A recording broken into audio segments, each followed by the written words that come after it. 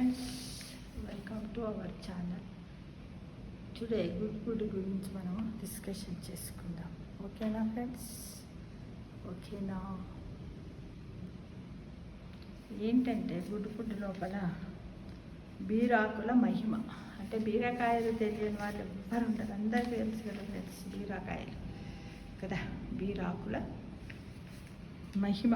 బీరాకులు అంటే బీరకాయల ఆకులు అన్నమాట. ఒకప్పుడు మొక్కల మీద ఆధారపడి ఆహారాన్ని తీసుకునే భారతీయులందరికీ సహజంగా ఆహార పీచు అంటే డైటరీ ఫైబర్ చాలినంతగా అందేది. కానీ కొత్త రకాల వంటలు అందుబాటులోకి వచ్చిన తర్వాత మనము ఫైబర్ పీచు తీసుకోవడం తగ్గిపోయింది. ఈ పీచు తగినంత పొందడానికి బీరాకులు ముఖ్యమైన పాత్ర పోషిస్తున్నాయని ఇటీవల ఒక సర్వేలో తేలింది.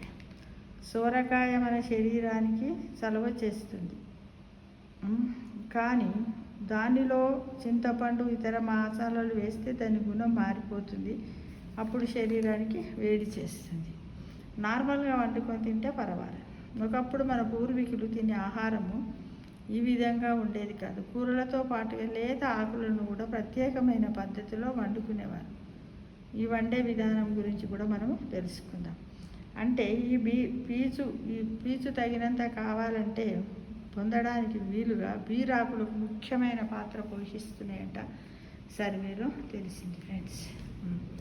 అయితే ఏంటిది మరి, దాన్ని ఎలా తీస్తారు అంటే బీరాకుల పచ్చడి. ఎలా అంటే బీరతీగ కొనకు ఉండే లేత ఆకులను ఎంచుకొని పోసుకోవాలి. వాటిని నీటిలో శుభ్రపరచుకోవాలి, కడుక్కోవాలి. ఇలా శుభ్రపరిచిన ఆకులను చేతితోనే చిన్న చిన్న ముక్కలుగా చేసి మజ్జిగలో నానబెట్టాలి. ఇలా నానబెట్టిన మిశ్రమాన్ని ఎంతసేపు అంటే ఒక గంట సేపు నానబెట్టాలి. దాంట్లో అల్లము, ధనియాల పొడి, సైంధవ లవణము కలపాలి. దానిని పొయ్యి మీద పెట్టి ఆకులు మెత్తబడేదాకా ఉడికించాలి. ఆకులు మెత్తబడేదాకా ఉడికించాలి ఫ్రెండ్స్. మెత్తబడాలి ఆకులు. ఉడికించిన తర్వాత మెత్తబడేదాకా ఉడికించాలి. అప్పుడు ఏం చేయాలంటే మజ్జిగను వడగట్టి ఆకులను బయటికి తీసేయాలి. వాటిని ఒక మూకుడులో నూనె వేసి వేయించాలి. ఆ తర్వాత తాలింపు పెట్టాలి. మజ్జిగను వడగట్టి ఆకులను బయటకు తీసుకురావాలి.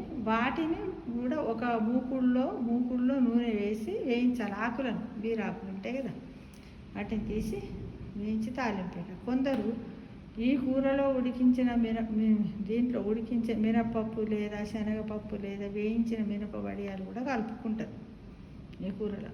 అయితే క్షేమశర్మ అంటే ఈ కూరను తను పుష్టిదాయికగా పేర్కొన్నారు. క్షేమశర్మ అని అతను ఈ కూరని ఏంటిది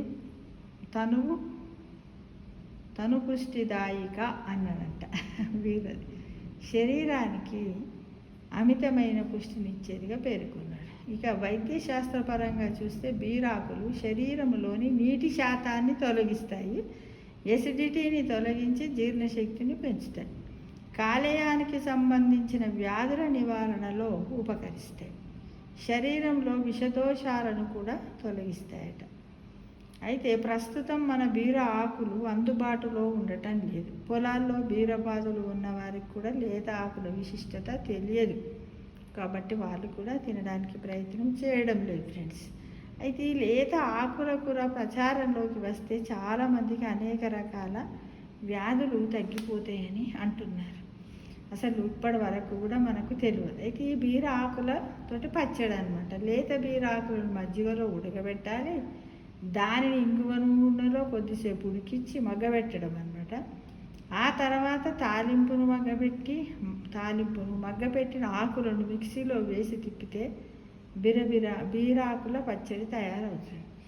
ఏమీ లేదు, మనము లేత బీరాకులను తీసుకొని శుభ్రంగా పెద్దగా ఉంటాయి కదా బీరాకులు, వాటిని చేయితోటి చిన్న చిన్న ముక్కలుగా చేసి ఒక గంట సేపు మజ్జిగలో నానబెట్టాలి. నానబెట్టిన తర్వాత ఏం చేయాలి, ఆ మజ్జిగ అంతా వడగట్టి పిండేయాలి. పిండేసిన తర్వాత ఈ బీరాకులకు కొంచెము నూనె వేసి వేయించినట్టుగా చేయాలి. అందులోని అల్లం ముక్క, ఇప్పుడు మనం చెప్పుకునే కావాల్సిన పదార్థాలు ఉన్నాయి కదా, అవన్నీ వేసేయాలి. వేసిన తర్వాత దాన్ని మిక్సీలో వేసి గ్రైండ్ చేయాలి.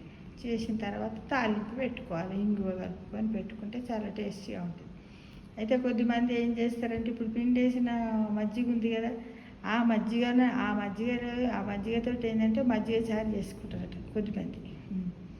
చేసుకొని దాంట్లో వడియాలు, మిరప వడియాలు కానీ వేరే పిండి వడియాలు ఏమైనా ఉన్నట్టయితే ఆ చారు చేసుకొని దాన్ని అంచి పెట్టుకొని తినడానికి ప్రయత్నం చేస్తారట. అయితే మనం ఏంటంటే అందులో నానడం వల్ల మనకు మజ్జిగ చారులో కూడా కొంత వచ్చేసింది, అది కూడా కొంచెం పుల్ల పుల్లగా ఉంటుంది. మళ్ళీ దీంతో కూడా పచ్చడి కూడా చేసుకుంటాం అన్నమాట, టేస్టీగా ఉంటుంది.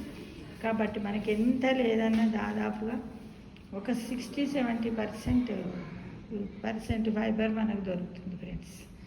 ఇది గుడ్డుపుడి లోపల ఈరోజు సేకరించినటువంటి విషయం అన్నమాట. అందరం కూడా తిందాం. నేను కూడా ఇప్పటివరకు పచ్చడి తినలేదు, తినడానికి ట్రై చేస్తాను. ఎందుకంటే బీరాకులు కావాలి కదా, లేత బీరాకులు ఎక్కడ దొరికితే చూసి తినడానికి ప్రయత్నం చేస్తాను ఫ్రెండ్స్.